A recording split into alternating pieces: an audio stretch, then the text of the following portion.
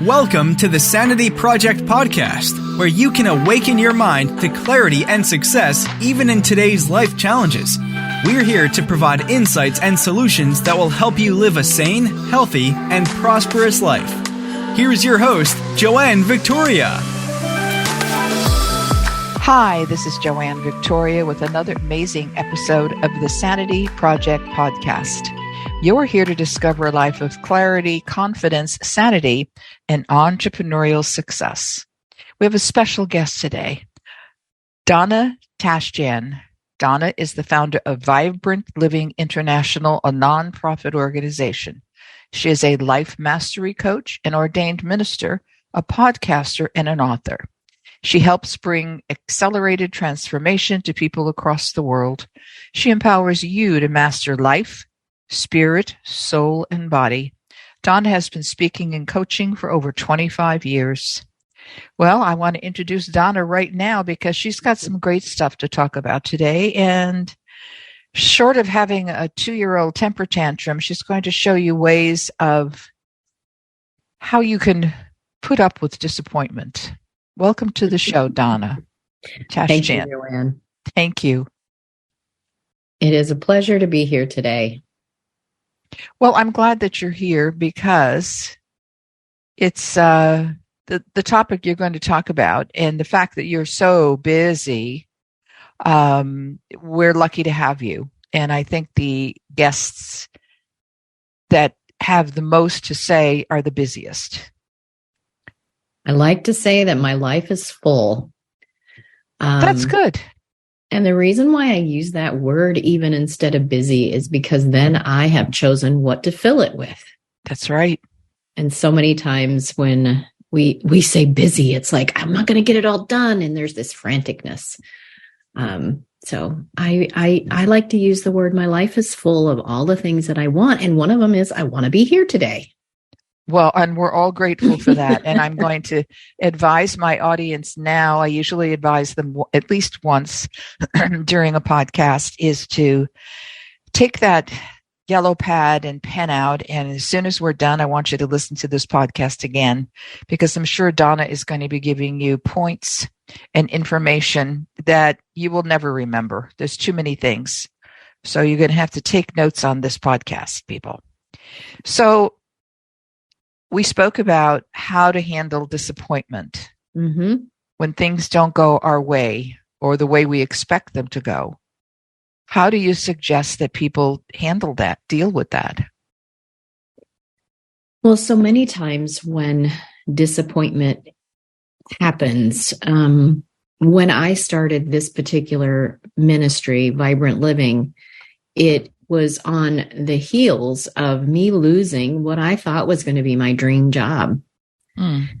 And you ever put all your eggs in one basket and then all the eggs break? Well, it was one of those days where I was just happy with other things in my life. And I thought that this job was going to turn into, it wasn't yet, but develop into really what I would love to do, which is similar to what I'm doing today, but it wasn't completely.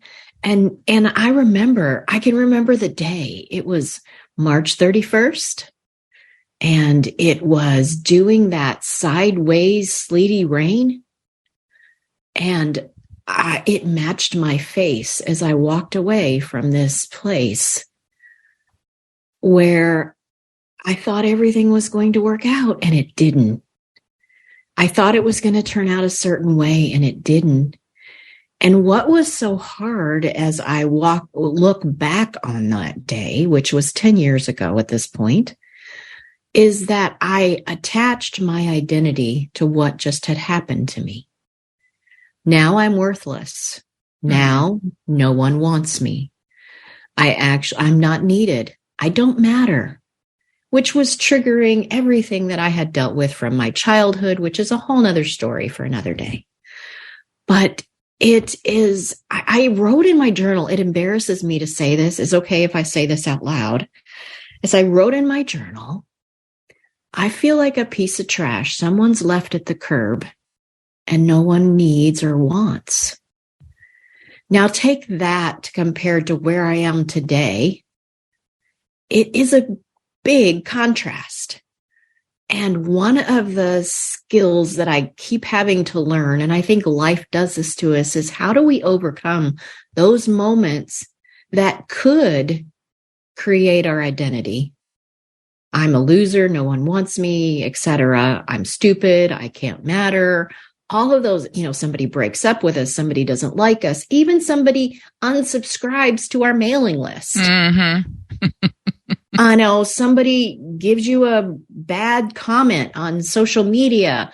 All of these kind of things can trigger us to feel like something's wrong with me. And when I talk about vibrant living, one of the things I say is I want to help people stop identity theft. And I'm not talking our credit cards. It's all these little, and they're sneaky and they're subtle. And all of a sudden you're down and you don't know why. And it's the thoughts that have built up over all of these things, people's opinions. Everybody knows opinions are a dime a dozen, but we still make them matter. And there are so many kinds of music and all of this. So how do we look at this in such a way where I can allow you to unsubscribe or to let me go from a job and not make it mean about my value and my worth? That's the truth, because that's what we're talking about, is your value and your worth, and how we put this all in a stew or a soup or a pie and put it all together, and we go, here it is, that's, and then you eat it and it goes away, and you go, no, that's not me, I'm not done, I've got more to do, don't put me in that little box. Right. Well, we put that ingredient that happened to me, let go, all my dreams seem to be gone, I don't know what I'm going to do, I feel lost, I put that in my mixer, and I mix and the answer comes out of the oven is I'm worthless. Mm-hmm. And that's not the case. And so what I began to do was to look for what do I really want to do? What is it that you really would love to do if you can do anything? That's how I moved through to start Vibrant Living. And it was one step at a time to pull myself out of that sad place, that hard place, that feeling lost place, to finding direction again. But recognizing that every one of the secrets is every adversity, there is a gift in it. There is something to learn and grow. And what those things highlight in us is secretly what we're kind of already believing. Well, not really kind of. We're already believing. Mm-hmm. Because remember, I alluded to what was happened in my childhood. And all it did is bring it to the surface. When we say we're fine. Of course we're fine. Of course we're fine. We're fine. We've got it all together. We're fine. And then something hits us like that. We talk about when you get squeezed, what comes out. And so that was some of my beliefs, and they needed to be cleared out. They needed the truth spoken to them. So I got a coach. I got help to be able to process that, to find my direction.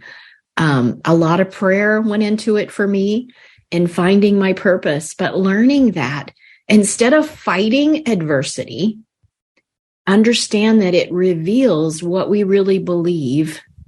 And it gives me an opportunity, if I take it, to look at it and say, where's the gift and what's the truth?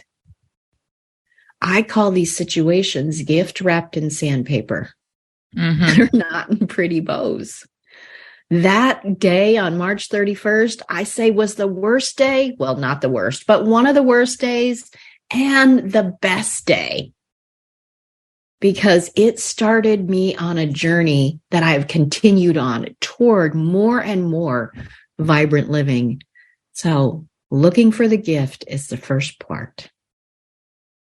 Well, I think we have to look for the gift in everything we do. I mean, what we perceive as something negative happening to us, there's another side to the coin, and people tend not to check it out and see what's going on out there.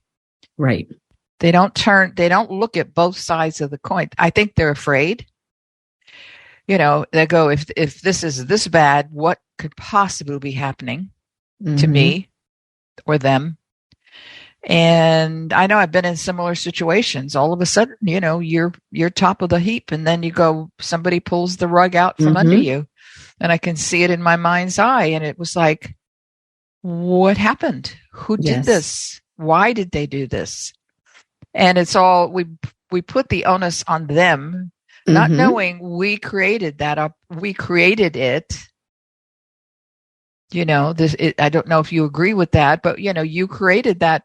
Whatever happened on March 31st, you were participating in that drama.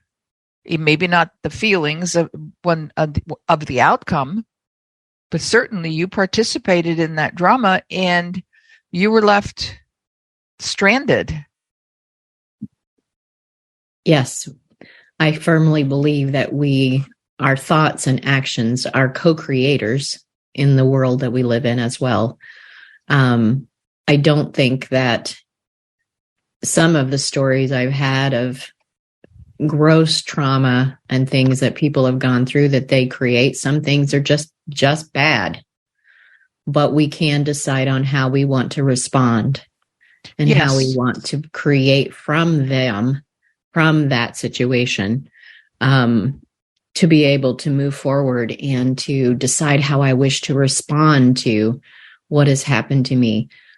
One of my favorite book I read in my 20s was Stephen Covey's book, How to Win Friends and Influence People.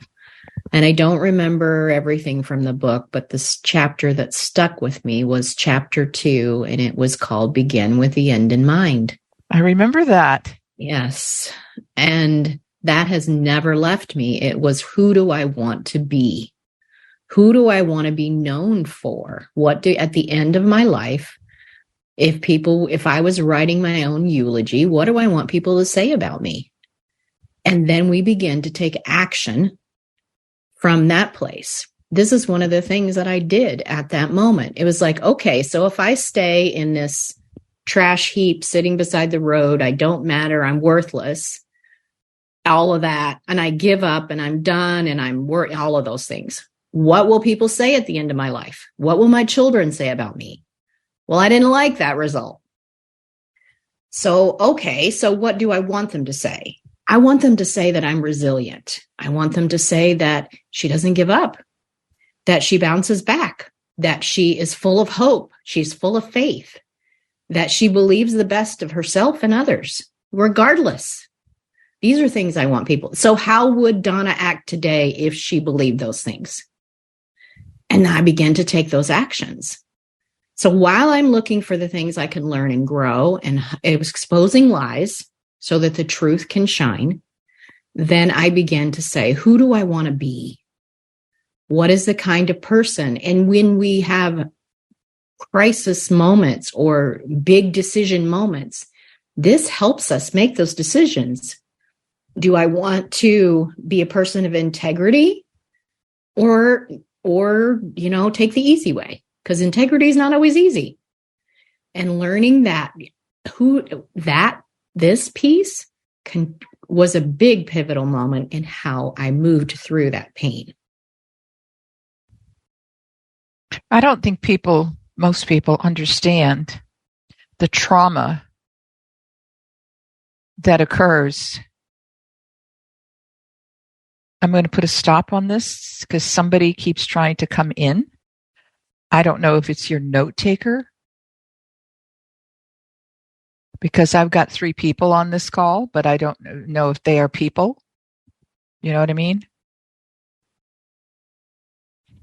I don't see in my note taker from my end trying to come in, but I have it here, but I don't know if that's what came in. It's called Fathom. Yes, Donna's Fathom note taker entered the waiting room.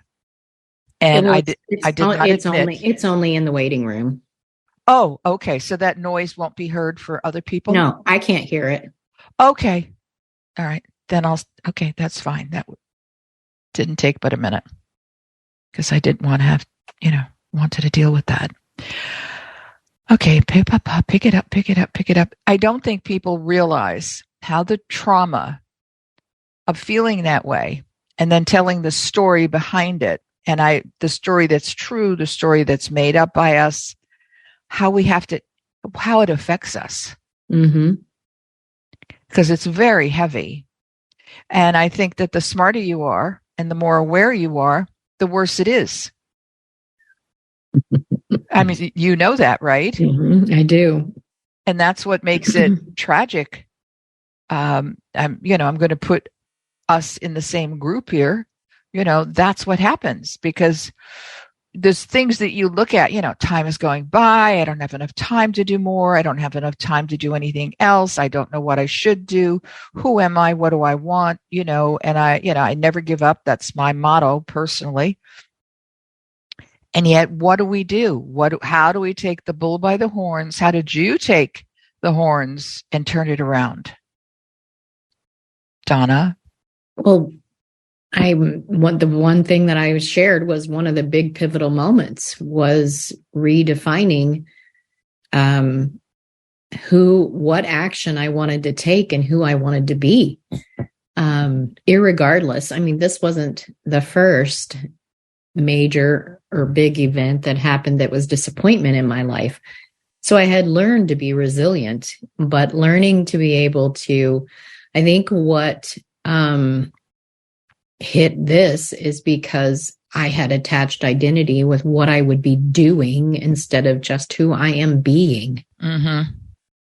And learning to separate what I do should be a reflection of who I'm being. And I think we get that backwards. We get who I'm being by what I'm doing. And there are times that's not an accurate reflection of, or I'm limiting myself, I guess is a better way of saying it, by whatever I may be doing at the moment. And since I am doing nothing because I've lost my job, do I have worth? Do you see what I mean? Yes. I'm listening. Yeah. So, I know. And I want the listeners to get that. This is the distinction. There's this fine line. Actually, it's not, but there's this fine line. And you have to make a decision of what you're going to do. You have a choice.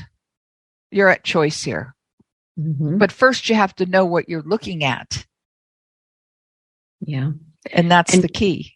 And because I had helping people for decades already at this point, at least for 15 years or more, I had been helping people to overcome adversity. And all of a sudden I'm the one sitting on the curb. And it's like, all right, then I'm mad at myself because I know better. And none of that helps. No, not in the moment. Not in that moment. Oh, none of that helps at all. Mm-hmm. So learning to be able to decide who you really want to be and make choices from there. And vision is so important. We can spend our time looking at the past and trying to create our future through those lens. And we usually do it through the most awful part of our past. We don't do it through the good. And so am I worth anything kind of a feeling, or am I good enough? That's another really big one. Am I good enough? Am I going to fail? All of those kind of feelings. Instead of creating vision on what we want, remember we were talking about being a creator of our world. And if I'm going to create my future, so one of my favorite affirmations is my past does not determine my future. And then I put a little caveat, unless I let it. Right. Because it can, if I let it. And so my past doesn't determine my future. And my past might have been 5 minutes ago. We have no go right. we just have no control over time. Yes. Because what we might think is the longest period of time, you're talking about 15 years. It could have been 5 minutes in another world. So learning to be able to focus on where we want, create a vision of what we want, and hold that vision to the excluding of circumstances that appear to be opposed to that, and begin to focus on what you want, take action from that place. It is a scary sometimes, but very empowering place at the same time. And it can be subtle. Mm-hmm. And that, of course, is a key, because the subtlety is something that could pass right over us if we don't pay attention to it. Because if it's something we think we know, oh, I know that, I don't have to worry about that, I know that. Yeah. And yes, the knowing laugh. And you go, I don't care, that's not important right now. Well, the littlest things become important. And unless we're ready and able to take hold of that and look at that, I mean, you have if you're writing something down and you're looking at A, B, C, D, E, you can't exclude F or G. You can't exclude that, because even though that might be a small portion of the problem or situation, shall we say, you can't exclude it. So when you put it down, it takes up space.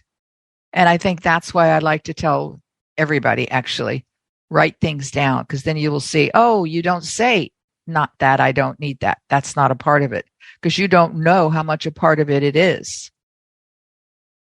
I might be going on a tangent here, but do you understand what I'm saying? I do understand, yes. Yeah, and that's...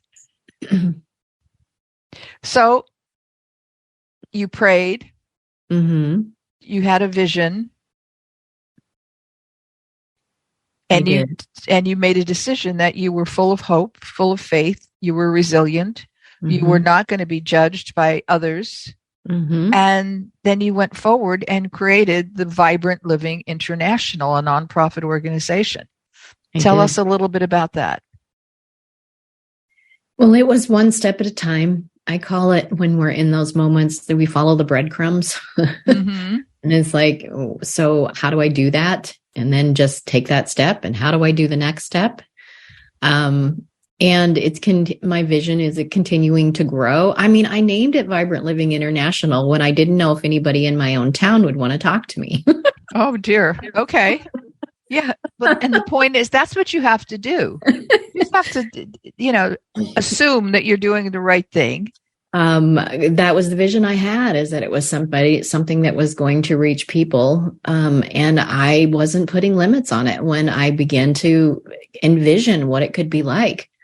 But I didn't really know how to, it really started to get bigger international. Well, podcast helps, of course, but also when everything changed with COVID and all of a sudden the world is open to Zooming everywhere. So there was a lot of things that contributed to the growth that's occurring. But as far as the biggest thing is, I had a vision of what I thought it could look like, but walking that out one step at a time is where really the rubber meets the road. And one of the keys, one of my coaches said to me, get up every day and proceed as if success is inevitable. And that is a really different mindset than getting up every day and seeing how I can stay safe. Yes. See how I cannot be hurt. See how I cannot get rejected. See how I cannot get whatever, all of those things. Right. And so I began to get up every day and say, so if I knew I was going to succeed, what would I do today? Now, did I always do it every day? No, but I thought about it. But it's getting more and more where I do what I'm like, okay, so I know it's going to work out, this is what I would do. And helping other people to live vibrantly and to take these same steps along the way. I have been, like you had introduced, coaching and helping and mentoring people for over 25 years, and learning to be able to guide people step by step in discovering their greatness, to discovering who they really are. And the biggest person that's usually surprised is ourselves of what we are capable for. Other people could sometimes see it, but we have a hard time believing that we can do it. So that is one of the biggest, hopefully, takeaways people have that are listening today is looking for the gift, create the vision of who you wish to be, and get up every day and proceed as if success is inevitable. Well, that says it all. I mean, truthfully, that says it all. If you can presume that success is inevitable, what more do you need? Because you're talking about success on all levels. Mm-hmm. And that makes a difference. Yes. Yes, So, I said spirit, soul, and body, relationships, everything. Yes. Yes. I ask questions first thing in the morning. And what do you want me to do today? What do you want me to do next? What am I supposed to be doing? Things like that. Mm-hmm. So that I have a response. And I get what I get and I follow it. That's it.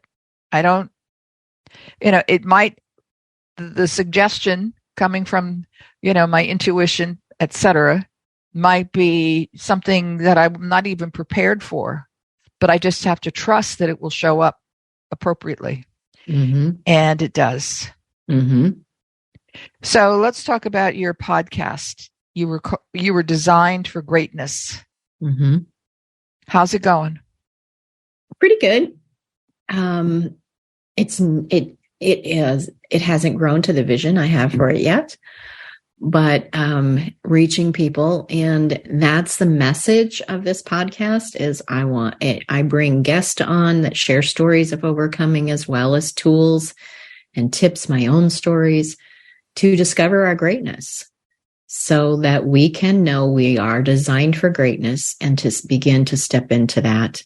I am on my 5th year of the podcast. Yeah, I think if you made it through COVID before then, you're fine.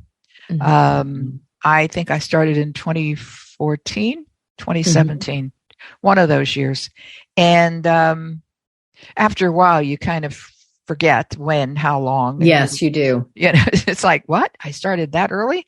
But I think that, because during COVID, every actor, actress, producer, pick one, and their brother and sister decided to start a podcast. Mm-hmm. But they're different. They're different podcasts, and they have different guests, and so on and so forth. I wish you luck with that. Now, do you have we didn't talk about it before the show started. Do you have a takeaway for the audience?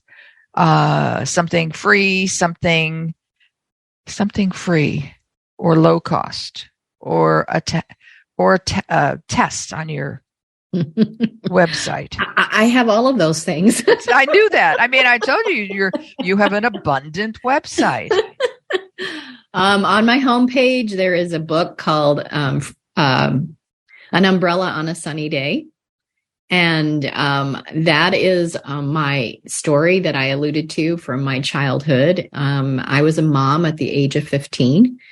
And the title came from is so many times we prepare for the other shoe to drop in a negative way, especially if we've had major trauma or disappointment in our life.